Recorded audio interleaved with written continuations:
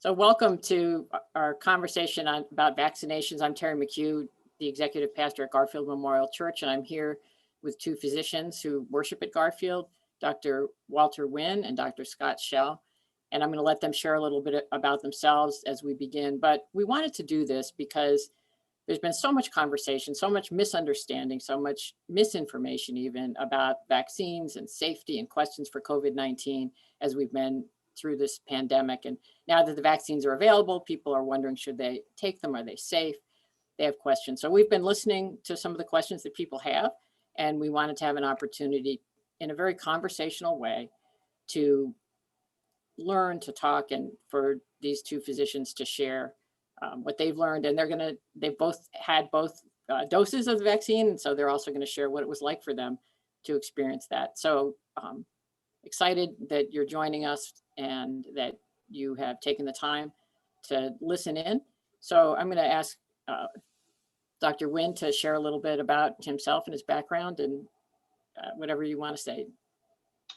Hello, my name is Walter Wynne. I have been a member of Garfield for approximately 4 or 5 years now. My wife, Kimberly Chapman Wynne, and my 2 daughters also attend Malachi and Jordan. I'm originally from Cleveland Heights High, went to Oberlin, then went to medical school at the University of Cincinnati and did my residency and extended training at USC in Los Angeles. And then I stayed in Los Angeles for the last 25 to 30 years until family illness brought us back to Cleveland to be able to attend to my mother-in-law and father-in-law. I really look forward to this discussion because I think it's super important that some of the misconceptions be addressed with the hope that people will participate in the vaccination. Last comment, I think of this in a way that Mass General put out a policy paper for infectious disease yesterday, which speaks perfectly to the purpose of this webinar, which is essentially they said that we will not get control over COVID until the whole world gets control of COVID. Meaning if any country does not have good control, there will be, cross-pollination across borders that will reintroduce it into other countries. So even if the United States does everything right, if we don't make sure that the rest of the world achieves an equal level of herd immunity, we will all be at risk for all the variants that you're hearing about all the time now. Mm-hmm. Yeah. Thank you for that, and really underscoring why we're doing this. So Dr. Schell, a little bit about you. Well, thanks for the invitation to take part in this, Terry and Walter. My name is Dr. Scott Schell. I'm a surgeon here in Cleveland. I also have a PhD in immunology. I grew up in the Chicago area, did my training at the University of Chicago, and then additional training at Johns Hopkins and in Oxford and a number of other places. My wife, Dawn, also a physician here in town, and I both attend Garfield. And my interest and ability to lean a little bit into this conversation relates to my work over the past decade very extensively in the topic of population health. And I and a number of colleagues who are MIT mathematicians, beginning in March of last year, developed a number of the mathematical models that helped predict the spread of COVID and ways that it could be detected in society in ways that really didn't involve much invasive or high-level scrutiny of people. So I couldn't possibly agree with Dr. Wynne more that our ability to beat this disease is contingent entirely upon our willingness and our success in controlling it globally and equitably. So, Scott, since you're talking, why don't you share a little bit about what a vaccine is, how it works, so people have that baseline knowledge? Yeah, that's a great question. I think a wonderful place to start. Many people have concepts of what vaccines are and aren't, but if you go back to the basic biology, a vaccine is basically a tool that we use to teach our immune system to recognize a pathogen, and that pathogen can be an infectious virus like SARS-CoV-2. It can be something like measles or mumps, or it can be something like pneumonia. We also use vaccines for the treatment of cancer, and they can come in a variety of forms. Most commonly, we deliver vaccines by taking either destroyed or inactivated viruses or bacteria or other pathogens that are chopped up into little tiny pieces and injecting them under the skin. And that does two things. It creates a signal to our immune system to develop small proteins, which are designed to neutralize those bad actors. And those proteins are called antibodies. The other thing that vaccines do is they teach the immune system to remember, because there are certain cells in the immune system whose sole purpose is to circulate around our bodies and monitor to make sure there aren't any bad actors. And those are called T cells. And the idea there is that those T cells develop memory. As I said, most vaccines in use today clinically are injected under the skin, but we have vaccines that are taken by mouth and also inhaled through the nose. And if you sort of step back and think about it in the sort of most fundamental concept, we actually have a number of ways of getting vaccines that we don't ever expect. And if you have hay fever or are allergic to your aunt's cat, you've basically been vaccinated against those things as well. So as we move forward, we're talking specifically about the SARS-CoV-2 or the COVID-19 vaccine, which in medical history is really absolutely groundbreaking from the perspective of technology, because instead of chopping up pieces of the virus or taking a virus that's either less capable or has been killed, what we've done is we've identified key components of the genetic code that makes up the vaccine, and specifically little portions of those spiky pieces that you see in all the cartoons in the news, and are using those codes to have our body build those proteins and then show them to our immune system in the way that our immune system can say, oh, I recognize that, that's part of a bad actor. Let's develop memory and the ability to neutralize it before it causes an illness. It's really incredible. I appreciate your clear explanation of what a vaccine is, and particularly how this one or these vaccines are a little bit different. Walter, I want to go back to you. We've talked about herd immunity. Scott gave a big amen to that. And so we've noticed that there's some more reservation among people of color, quite frankly, in taking the vaccine. And there's some pretty good reasons for that historically. I wonder if you would share a little bit about that for us. I'd be happy to. The reason I think this is so important is there's an actual dichotomy. People of color, primarily for economic reasons of being what we call essential workers, are more exposed to COVID, or have the potential to be more exposed to COVID. Mm-hmm. Yet the problem is, for historical reasons, they're more resident in terms of engaging the medical system. And so there's a schism there between the people who should be probably vaccinated the most, Mm-hmm. ones who are most resistant to actually participating. And that goes back to a number of historical things. I'm going to describe three groups very quickly: African Americans, Latinos, and Native Americans, if that's a proper term to use. So with African Americans, the history goes back as far as the 1600s and as current as 2 or 3 months ago, which is frustrating to me. So I'm going to give you a very quick summary of people or events that span that time. So first, that's of significant note, is a doctor named James Marion Sims, who's considered the father of gynecology. And in 1876, he started a practice in Montgomery, Alabama, where he was kind of a concierge physician to plantations.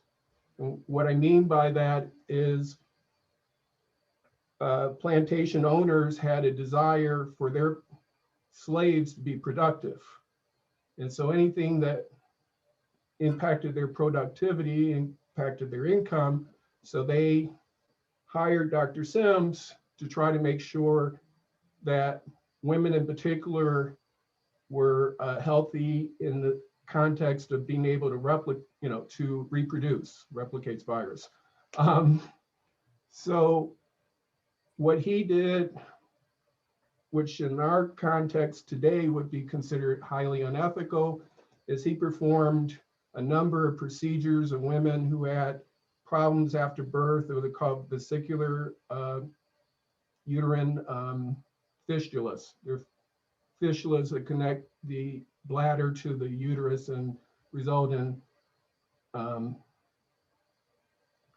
lack of control with urination and problems with future pregnancy, which was the concern of the plantation owners. They wanted their slaves to reproduce so that they could have more slaves.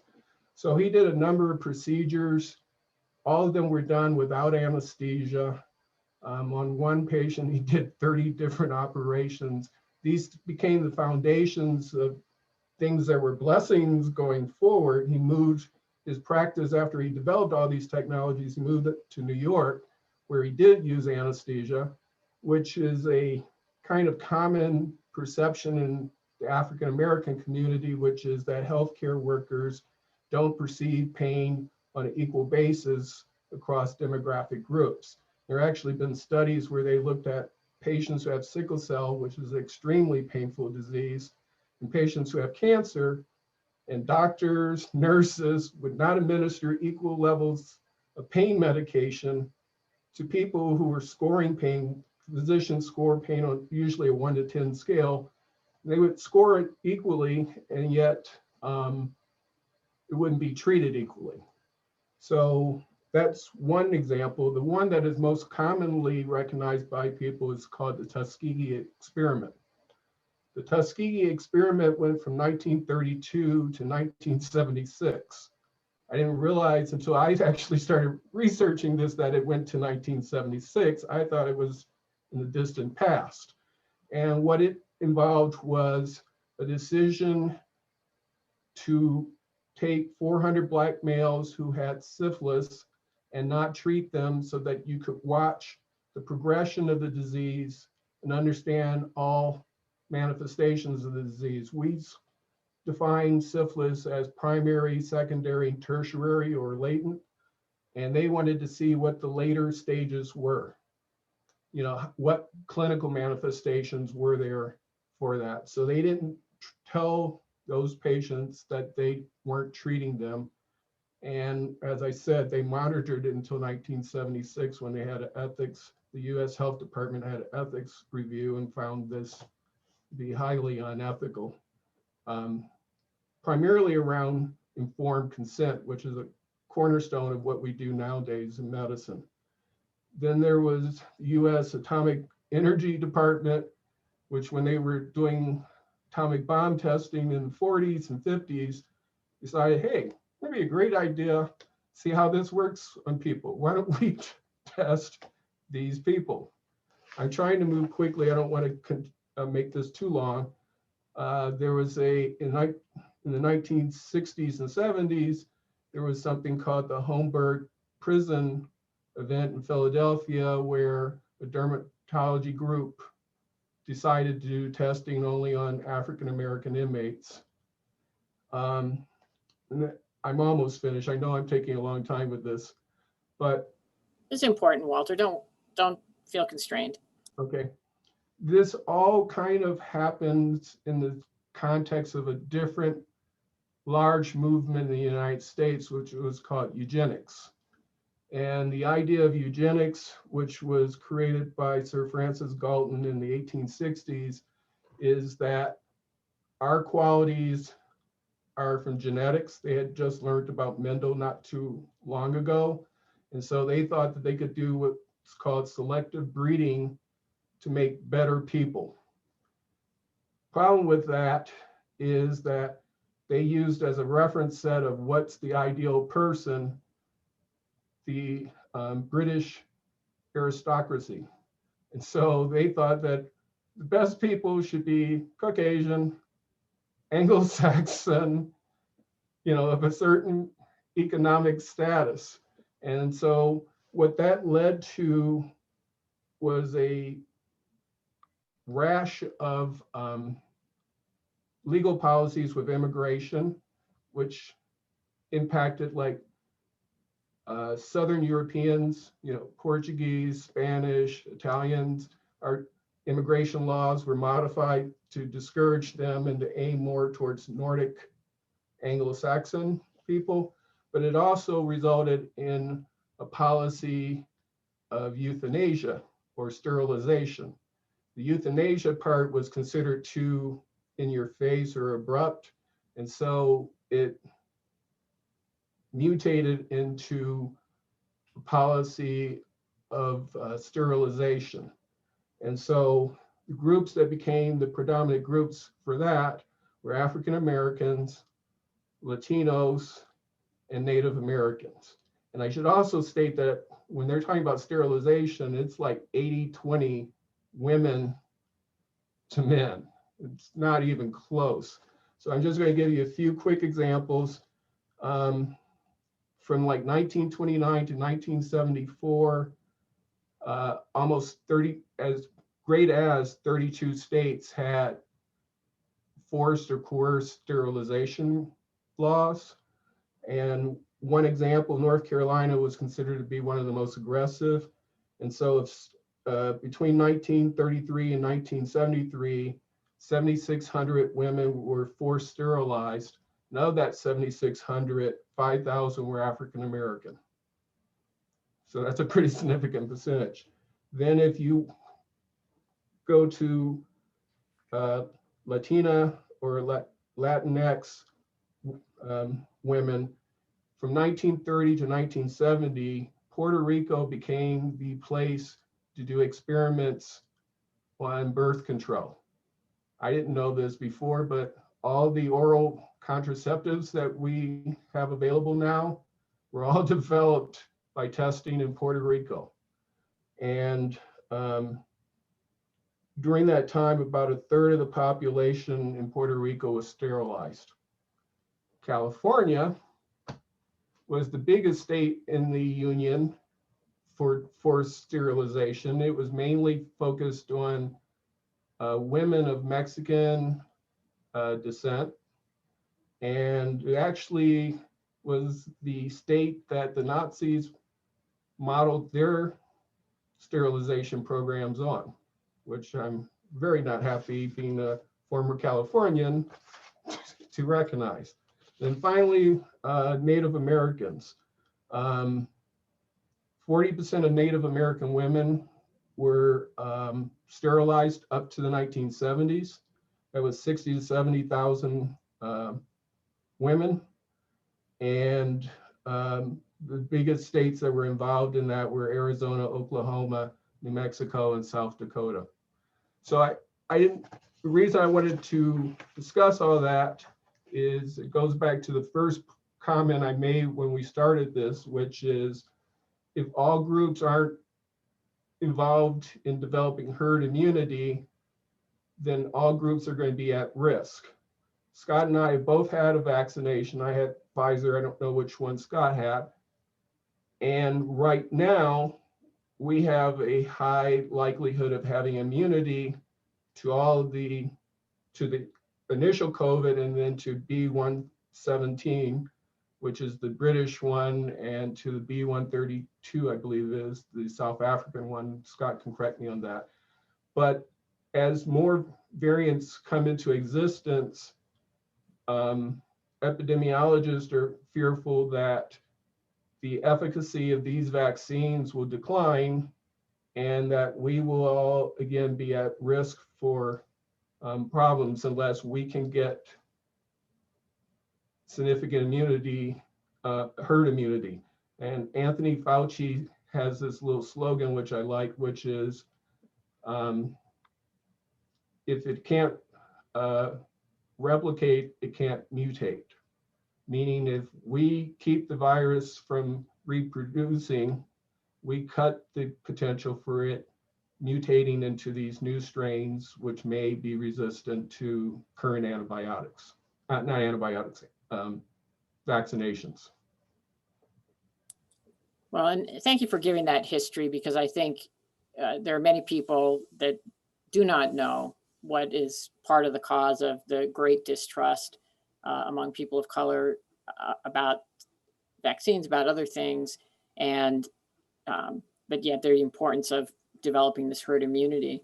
So part of why we're doing this, or a big reason why we're doing this, is to help allay some of those fears and conceptions, even though they're based on historical reality. So it's not a made up thing, it's a real thing. And so I hope as I ask you guys some of the other questions, that'll help allay some of those fears. But, you know, from either or both of you, in a short way, why should someone who's been distrustful of the medical establishment or of medicine in general, suspicious of have experiments done on them or otherwise abused, like with the sterilization, what would you say to them, that why is this different? Why should they feel okay about getting the vaccine? Just anything that come to mind, and as I ask that question. Did you want to go first, Scott, or did you? I mean, I think that's an interesting question, Terry. I mean, most of society is accustomed to getting vaccines. Kids can't generally go to school without them. It's a very, very highly prevalent therapy in medicine. I think if you look at the ratio between vaccination and other medical procedures, it's overwhelming, the numbers. And it breaks down to either being altruistic or being selfish. If you want to think about it from a purely selfish motivation, it's I don't want to get sick, or I don't want my people group to get sick or die. And if you think about it from a more altruistic perspective, is I'm taking an active part, playing a role on behalf of my family, my community, my country, society, globally, in order to help overcome the threat of this infectious organism.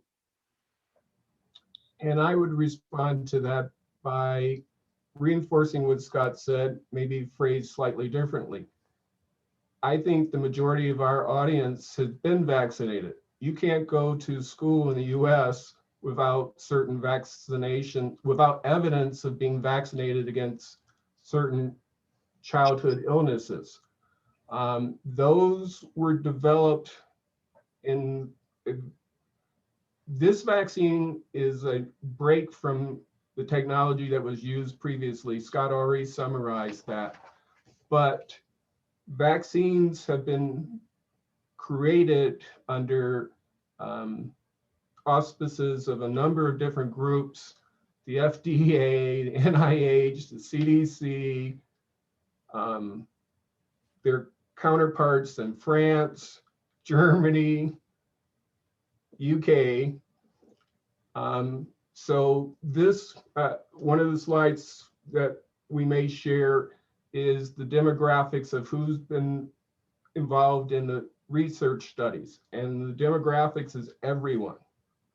You know, male, female, young, old, every ethnicity you can think of have been represented in this.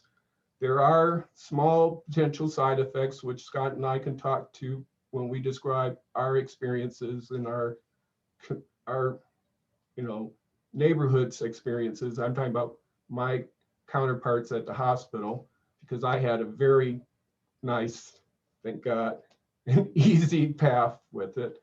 But the potential side effects are far outweighed. If you weigh the benefit against the risk, there's no equal. I mean, you know, the proportions are way in favor of having the vaccine.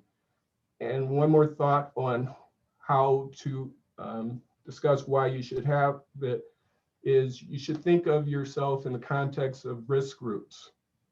So the biggest risk groups are diabetics, people with heart disease, which is a big, broad canopy. There are a lot of subcategories that we could talk about. People with lung disease, COPD and asthma being the biggest ones. And the one that most people don't think about, which is obesity. Physicians define obesity different than just looking at someone. We use something called a BMI, which is a body mass index. Essentially, is your weight divided by your age, not age, height, sorry. And so the studies have shown that if you have a BMI over 30, you have a 27% risk of a worse outcome than you would if you were below 30. If you're 30, if a BMI of 35, you're 40% at greater risk. If you have a BMI of 40, you have a 90% increased risk. So you guys are probably saying, okay, what's a BMI and how do I do it? Just Google BMI calculator and put in your height and your weight. No one else is in the room. Look at it. And if you're over 30, you're at increased risk. And I can tell you a large percentage of the United States, I'm 27 and I don't consider myself, so I would be classified as overweight, but not obese. So 30, 35, and 40 are the big markers. So you can kind of judge your own risk, what Scott was saying, self-interest driven, by answering the questions, do I have heart disease? Do I have lung disease? Do I have diabetes? Am I over 65? And is my BMI over 30? And those groups do dramatically worse in outcomes if they get COVID. So really some of the motivations that we might have is we're helping to protect others, helping to protect ourselves. And also there's some reassurance in the fact that there are several different vaccines developed by different entities, different companies, pharmaceutical companies.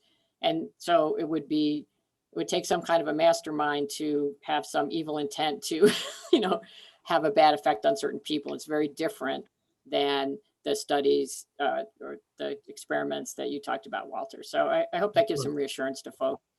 And so the vaccines are coming out. Certain groups are, in Ohio, where we are now eligible, I think the second or third tier.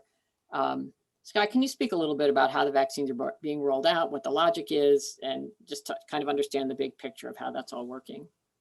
Sure. The problem is that we have nearly 7 billion people on the planet now. And despite the fact that there are, as Walter mentioned, many pharmaceutical companies who are very aggressively bringing hundreds of millions of doses of these vaccines into the marketplace, we're still really at a shortfall from the standpoint of available therapy.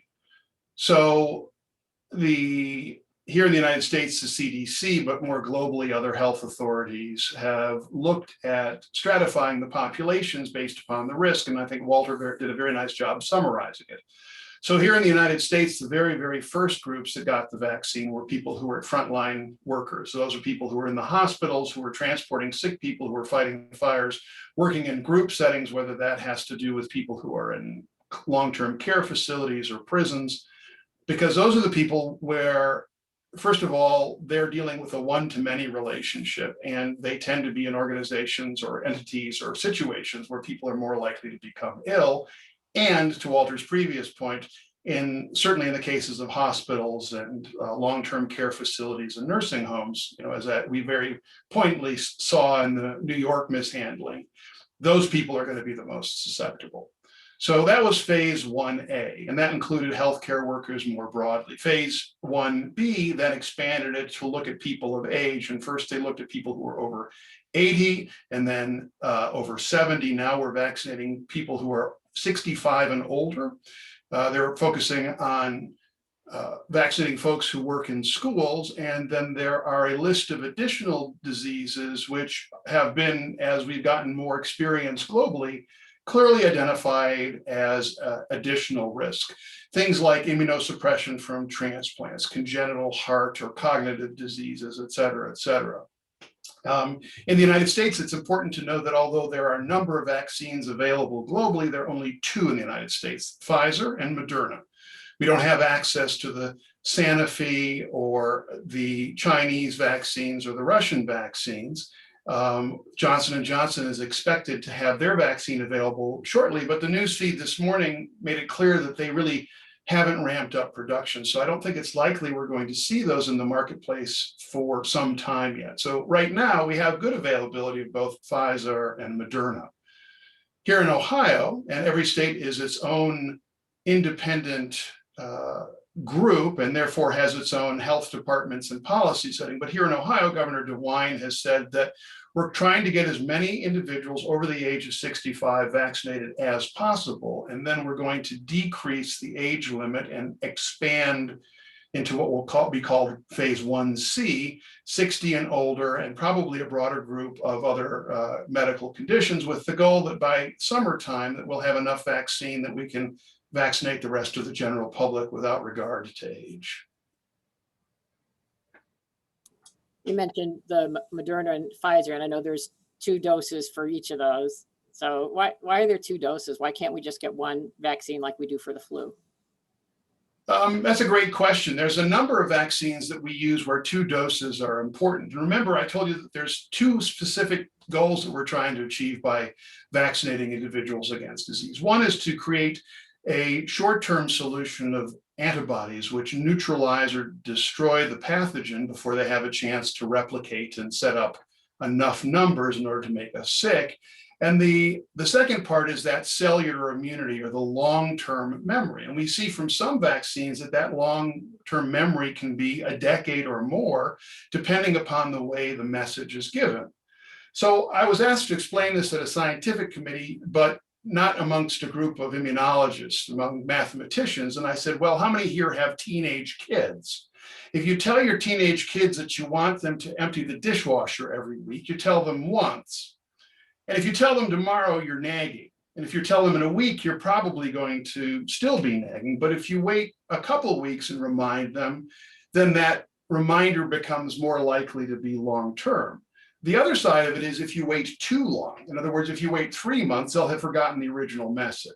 So if you think about that metaphor, we give one immunization. In the case of Pfizer, it's on day 1, the same with Moderna. In Pfizer, we give the second dose on day 21, or 3 weeks later. Moderna is 4 weeks later. And the second dose acts as a second signal, say, hey, look, I told you about this several weeks ago.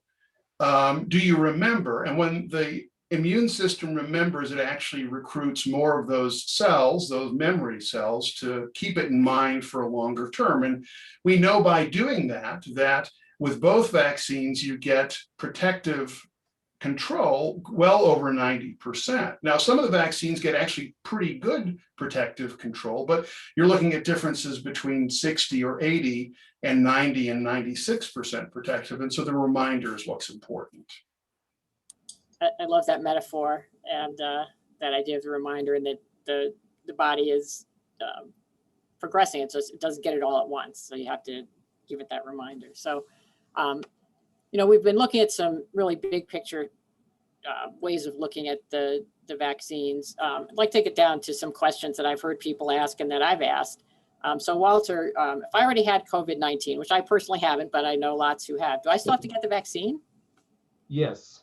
There are 2 reasons. If you have actual COVID, you develop the immunity that Scott was describing, but most literature, we don't know with exact precision how long that natural immunity persists, but most groups are saying 90 days or maybe slightly more is the time where they can detect it. And it's debatable on whether, using Scott's metaphor of recall, whether if you're re-challenged, you will mount another immune response or not. The vaccines create a much stronger immune response that has a much longer duration. And so it's important, even if you've had COVID, to get a second vaccine. Most groups are saying that you should probably wait that 90 days. There's a debate on what's the impact of vaccinating someone who's got antibodies already present. Okay, well, that's helpful. I just said bookended under that a little bit, if I may. Waiting 90 days actually solves 2 purposes. First of all, we do believe that most people do have some protection for some period of time. And I think Walter's spot on that whether it's 90 or 120 days, we need more time to know for sure. The other issue is that if you've had COVID, we assume that that protection is going to last for a little while. That allows us to give the vaccines to other people who may actually prioritize at a slightly higher risk and need than you, and it allows us to smooth the curve based upon how quickly both Pfizer and Moderna are able to produce the vaccines for us. Agree. Walter, you've alluded a little bit to side effects, and we'll talk in a few minutes about your experiences with the vaccines, and you alluded to that a little bit. But I've heard people say, can I get COVID-19 when I get the vaccine? Scott, can you speak to that? So it's impossible to get COVID from either the Pfizer or the Moderna vaccine. And if we come back to the original conversation we had about what is a vaccine, these vaccines are made by giving little tiny segments of genetic code. And the genetic code creates a protein that is the little spike proteins that I mentioned we see in the cartoon pictures of the virus. We don't have to provide our immune system the entire virus. Everybody who knows me knows it's sort of death by analogies, but I have another analogy here. If you're driving in your car and you pull up behind a Cadillac and you see that emblem at the back, it's immediately recognizable as a Cadillac.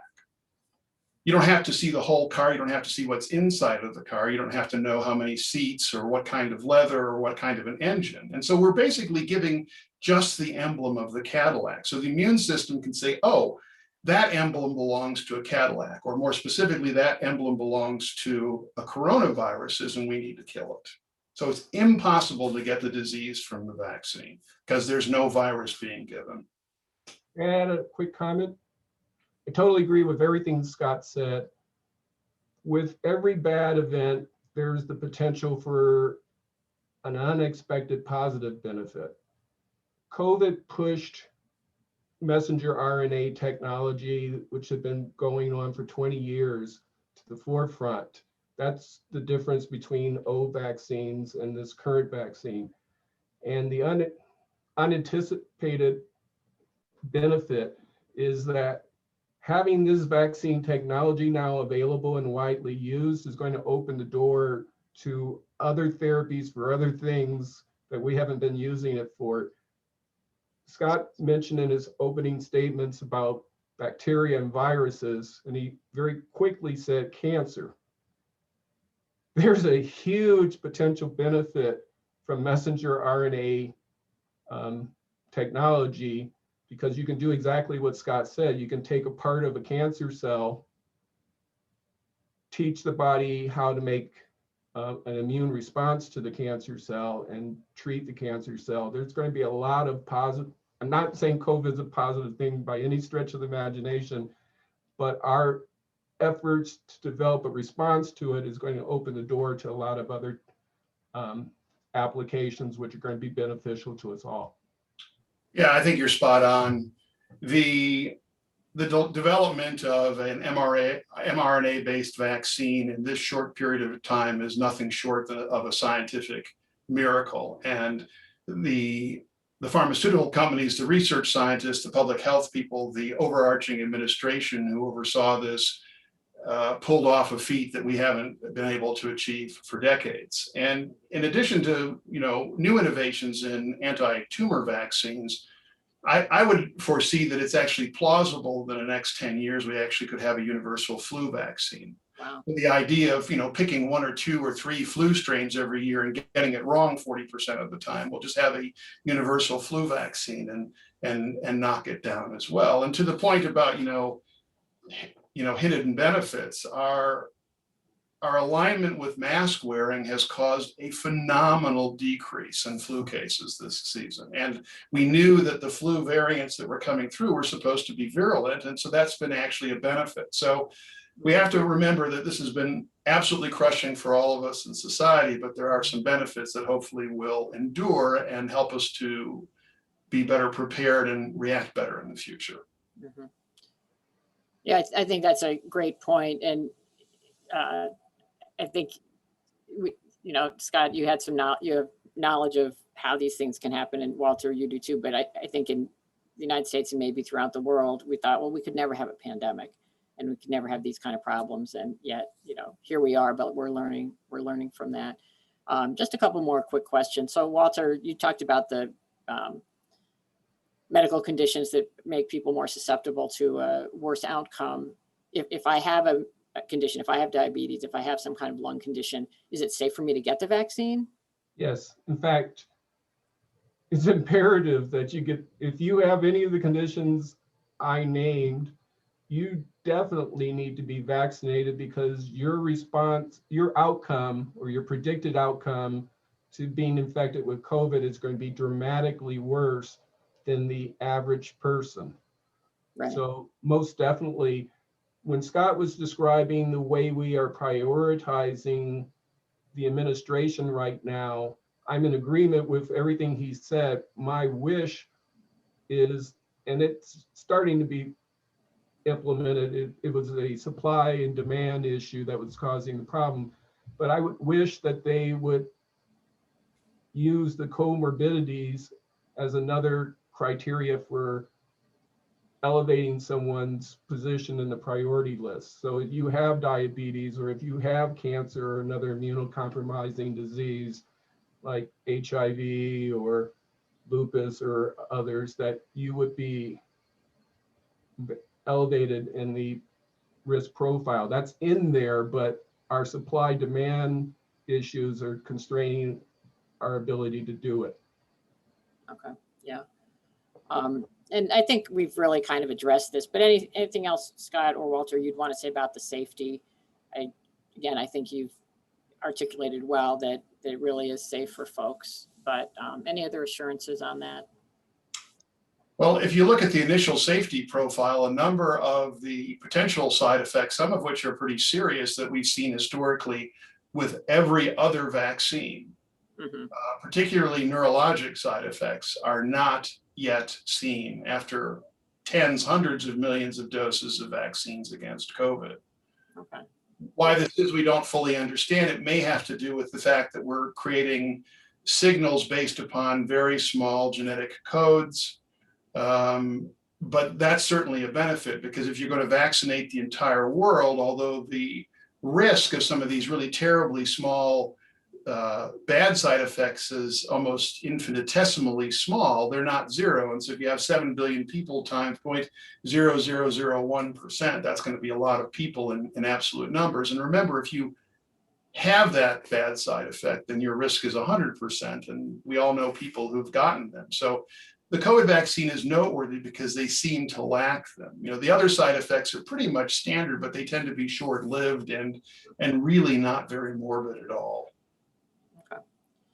If Answer what those side effects are, if I can, very quickly. yeah, please do. The main ones are fever, muscle aches, which we call myalgias, fatigue. Those are the primary ones. And I had the Pfizer vaccine. I had point tenderness, meaning I had the vaccination here. If I touched that spot with my hand, I knew I was vaccinated there. It was a little sore, but I could lift my arm and do everything else. When I had the hepatitis vaccinations, I couldn't even drive my car home because I had a stick shift and I couldn't lift my arm. So markedly different. Some of my colleagues, a couple of days, they were feeling ill, laying in the bed. And actually that's kind of an indication of a strong immune response. Few of them had headaches and fevers. And then on the second vaccine, the first vaccine was pretty benign. I didn't even know I had one of the side effects because I was traveling so much. I just thought I was tired from traveling. But when I spoke to everyone else at the hospital, everyone was walking around going, oh man, am I so tired? And we were all going crazy at Starbucks for like 3 or 4 days after the second vaccination. But that's not, compared to the risk, that's nothing. Scott, what was it like for you with your doses? Yeah, so I had the Moderna vaccine. I had my first dose, and exactly as Walter described, I had some soreness in my arm. For the next day or so, I felt a bit achy and tired. I took one Tylenol, and I think that was all of it. The second vaccine was much less irritated. You know, to Walter's point, I could point on the area where my arm hurt, but I got on a plane and flew away somewhere that was warm and sunny, and so I think I had distractions. But most of what we see from a side effect profile has to do with aches and pains and mild sort of flu-like symptoms, but they tend to be very, very short-lived, and they tend to be mild and easily controlled with medications like Tylenol or ibuprofen or naproxen. There have been some allergic reactions. We think that has to do with certain very few number of people's specific sensitivities to other things that are used to make the vaccine. And as we have more and more experience, we see that the risk of those allergic reactions to those other components has actually been vanishingly small. Okay, that's helpful. I have not gotten to take it yet, but it's good to know that the side effects, they're generally not too bad, so I'll be able to live through it. Just another question. If once you get the vaccine, do I still have to wear a face covering, stay socially distanced, or if I'm immune, should I be able to feel a little more freedom? Wow, that's, I think, probably the most important, or one of the most important things we're going to talk about. The vaccine does not prevent you from becoming infected with COVID. The vaccine prevents you from getting sick if you get infected with COVID.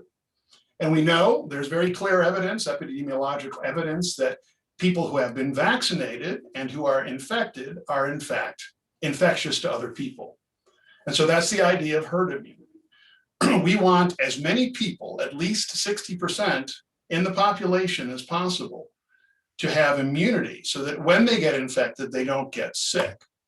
But for now, until we get to the level of herd immunity and basically extinct the primary and the variant versions of COVID out of our sort of infectious disease society, to use a sort of a weird analogy, mask wearing, social distancing, hand washing, and the general care that have been recommended, I think, continues to be extremely important.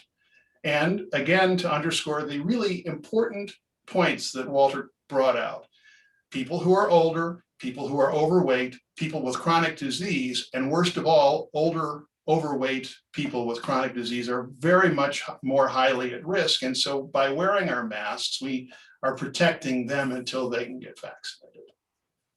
Can I second everything he said and maybe add a couple of quick comments? Absolutely. You already know what Scott said through another vehicle. Every year people get or hopefully people get the influenza vaccine. And I tell patients all the time, this isn't going to prevent you from getting infected. This is going to prevent you from having the full gamut of possible experiences that influenza will give you. The same holds true for COVID, which is why the face masks and social distancing and hand washing is important. And there's an interesting experiment going on that's not a medical experiment by design, but it is a medical experiment. So the cost for the COVID vaccine to governments is $25 on average per vaccination. Israel decided, hey, we want to be the front of the line. Just like getting on a plane, if you pay more, you're in the front cabin. So Israel paid $50 per vaccination. So Israel right now, which is a population of 9 million people, has 50% of their population vaccinated. And reinforcing what Scott said, of the people who got COVID infections, but who were vaccinated, none of them had to go to the hospital. I mean, it was like some decimal point, like 0.015 or something, but effectively speaking, no one had to go to the hospital, which is a big deal because 20%, I work in an ICU, 20% of the people who go to the hospital end up in the ICU. And 80% of the people who end up in the ICU leave horizontally. So, the fact that the vaccination dramatically decreases the severity or the morbidity of the disease is very important. For that. Thank you for that. One last question, and this is less related to the vaccine and more related to COVID-19.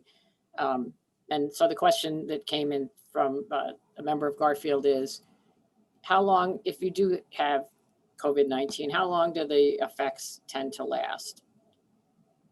Once you've gone over the acute phase of the disease, do they ever go away? Do they keep, and I know this is a pretty big question, but generally, once people recover, do they recover, or are there some lingering things that may come up for folks?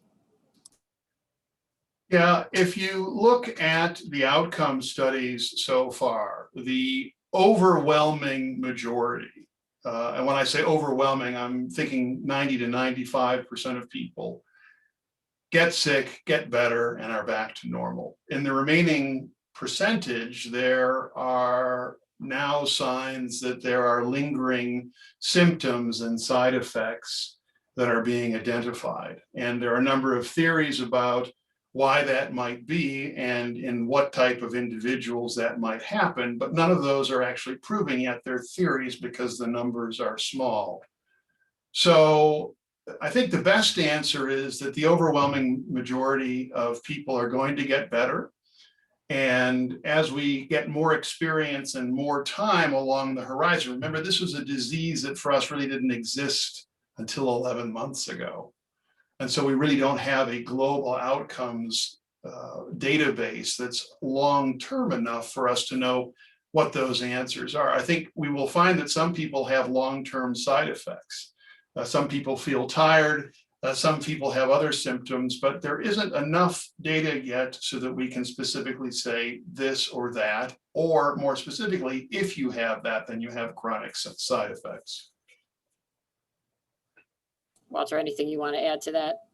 I totally agree with what Scott said. The small percentages, we describe it as long haul syndrome. And one of the predominant theories that Scott was referencing, that's a theory, is that in some, COVID causes a massive inflammatory response. I mean, think mushroom cloud. It creates a massive inflammatory response. And so their predominant postulate for what long haul syndrome is, which is people who have the headaches or the fatigue or shortness of breath. There was a New York Times article about a marathon runner who was maybe 31 or 32, I'm not sure on exact age, who got COVID, and he was short of breath walking 2 flights of steps. He used to be able to run 26 miles. Wow. So the theory that I see the most is that this is what we call a variation on an autoimmune kind of condition, in which the immune system is left turned on at too high a level. And so it's still trying to do things that result in, unintended consequences. If we were using a metaphor of war, you would call it collateral damage. Gotcha. Okay, that's helpful. So just wrapping up, and I didn't give you guys this question ahead of time, but I'm going to ask both of you. But Walter, if you could have a billboard anywhere that would reach not only people in Ohio, but everywhere, what message do you want them to get about the vaccine? How would you say that? I think Scott's first comment about what are your motivations is the thing. Rather than thinking of self, which is perfectly fine, think of your whole community. And this is one of those rare times, call it new age or anything, where the whole world is involved in the same thing. And if we don't all act in everyone else's best interest, we're not going to get rid of this disease. Okay, good. Scott, what would you put on a billboard you want people to know? Yeah, I think it's important for people like us to be beacons, to show that the vaccine is worthwhile and worth having. I hate the politics involved, but I appreciate the message when public officials, media personnel, athletes, actors, people in the public light show that they feel that getting the vaccine is safe, and demonstrate that they are getting the vaccine and talk openly about why they think it's important. Mhm. It's a rarefied moment. We have a global pandemic. We already saw the damage that it can inflict upon lives and families and commerce and community and global politics and stability. And I think that really only the very most selfish people at this point in time aren't feeling motivated to work to the public good. And I think that we ought to be a beacon to send that message to as many ears as we can reach. Can I add one more comment to what Scott said? He brought to mind, people are arguing over whether the NBA players should get vaccinated first. My answer is yes. And it has nothing to do with my love of basketball. It has to do with what Scott was talking about, influencers, whether they be sports personalities, political figures, or whoever. I raised that concern about people of color being hesitant to participate. And so I think whatever influencer groups work in that community, they should be shown to be getting vaccinated, because it will help drive, improve the trust quotient and drive, participation.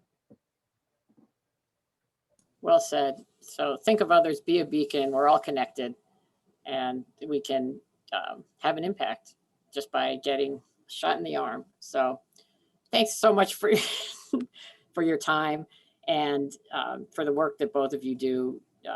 Healthcare workers, physicians, nurses, everybody have been, I can't imagine how burned out through all of this. It's been almost a year, which just is amazing that much time has passed. So thanks for your time. Thanks for those of you who have tuned in to us. And we'll put some information about some links about where you can learn more about some of the things we talked about when we post this. And we'll be glad to share more information. So thanks again. We're going to say bye-bye, and thanks for joining us. God bless.